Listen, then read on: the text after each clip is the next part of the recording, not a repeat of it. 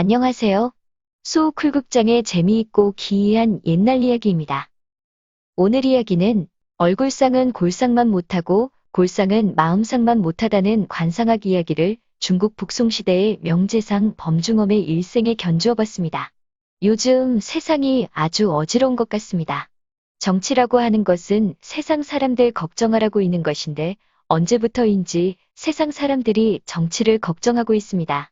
초심으로 돌아가자는 의미에서 한번 적어봤습니다. 중국 북송시대의 유명한 재상 범중엄의 젊었을 때 이야기라고 전해집니다. 당시 북송의 수도 개봉에 용하기로 소문난 유명한 관상가가 있었다고 합니다. 이 관상가는 사람이 대문으로 들어올 것 같으면 그 사람이 들어오기 전에 이미 샘문 사이로 관상을 다 보았다고 합니다. 들어오는 사람이 재상이 될 관상이면 마당까지 나가서 정중히 맞아들이고 고을 원님쯤 될 관상 같으면 방문을 열고 섬돌 아래까지 나가서 맞아들이며 진사벼슬쯤 할 관상 같으면 문을 열고 그 사람을 들어오라고 손짓하고 그 정도도 못할 사람 같으면 아예 문도 열어보지 않고 방으로 알아서 들어오라고 했다고 하는군요. 범중엄이 젊어서 아직 벼슬을 하기 전이었습니다. 장래 운수가 궁금해서 관상을 보러 갔는데 샘문으로 범중엄을 본 관상가가 문을 열어보지도 않고 방으로 들어오라고 했습니다. 공이 문을 열고 들어가서 물었습니다. 내가 훗날에 송나라의 재상이 될 수 있겠습니까? 관상가는 한참 동안이나 공이 얼굴을 들여다보고 또 아래 위로 쭉 훑어보더니 혀를 끌끌 차며 말했습니다. 글쎄옵시다.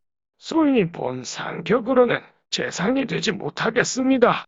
벼슬할 생각은 아예 안 하시는 것이 좋을 것 같소이다. 크게 실망한 공이 고개를 푹 숙이고 그냥 나왔습니다. 며칠 끙끙 앓다가 공이 관상가를 다시 찾아가 물었습니다. 나보고 재상이 될 수 없다고 했는데 그러면 의원은 될 수 있을까요? 그러자 관상가가 정색하고 법문공을 힐난했습니다.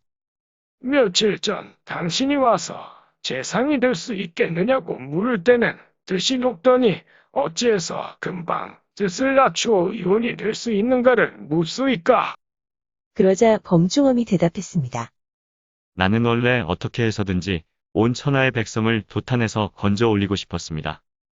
생각해보니 재상이 되어 권세를 얻어야 내 뜻을 펴볼 수 있을 것 같기에 처음 여기 왔을 때 재상이 될 수 있겠느냐고 물었던 것입니다. 그런데 안 된다고 하시지 않았습니까? 그렇다면 차라리 세간에서 하찮게 여기는 직업이라 할지라도 의원이 되어서 병고에 시달리는 불쌍한 백성을 돕고 싶어서 그럽니다. 범중엄의 말을 들은 관상가는 갑자기 일어나서는 두 손을 맞잡고 허리를 숙여 공에게 읍하면서 말했습니다. 내가 잘못 봤습니다. 공은 앞으로 분명히 송나라의 재상이 될 것입니다. 범중엄이 갑자기 어리둥절하여 영문을 몰라서 물었습니다. 아니, 이게 무슨 소리입니까? 얼마 전에는 재상이 못 되겠다고 말해놓고는 인제 와서는 재상이 되겠다고 하니 사람을 이렇게 놀려도 되는 것입니까? 공의 말을 들은 관상가는 미소를 지으면서 말했습니다. 관상은 세 가지를 보는데 첫째는 색상이고 둘째는 골상이고 셋째는 심상입니다. 예전부터 색상은 불려골상이요 골상은 불려심상이라고 했습니다. 다시 말해서 얼굴상은 골상만 못하고 골상은 망상만 못합니다. 그러니 심상이 상 중에 제일 가는 상입니다. 당신은 색상이나 골상이 시원치 않아 관상학적으로는 재상감이 아닙니다.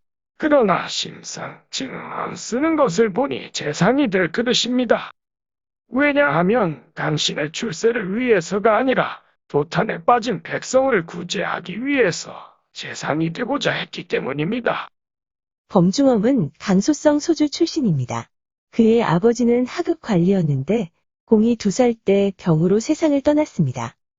가난했던 범중엄은 새끼를 죽으로 연명하면서도 예천사라는 절에 들어가 승방에 머물며 공부했고 이후 북송 4대 서원 중 하나인 응천서원에서 본격적인 공부를 했습니다. 범중엄은 어려서부터 진중한 성격에 기품이 있었으며 행동거지가 바르고 절도가 있었다고 합니다. 범중엄이 서원에서 공부할 때의 일입니다. 어느 날 황제의 어가가 서원 인근을 지나게 되었습니다. 공부하던 학생들은 모두 일생에 한 번뿐인 황제의 행차를 구경하려고 호들갑을 떨었습니다. 오직 범중엄만이 자리를 지키며 책을 읽었습니다.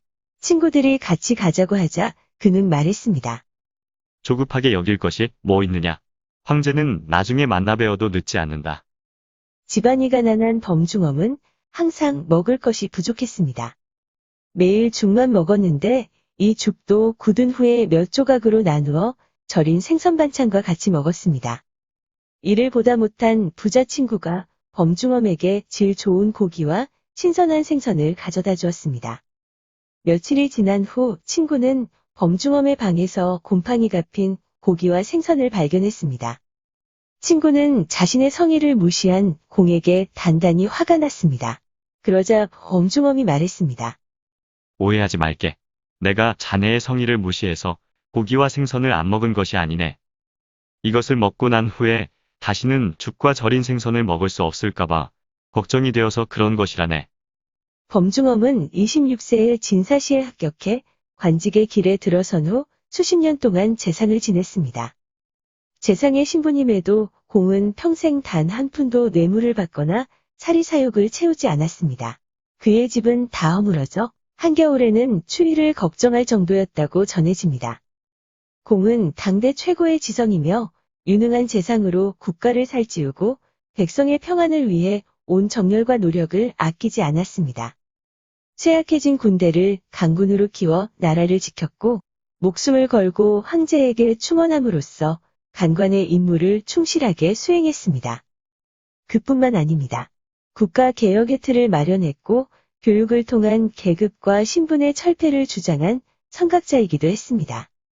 한마디로 범중엄은 실력과 인품을 겸비한 사대부의 전형이었습니다.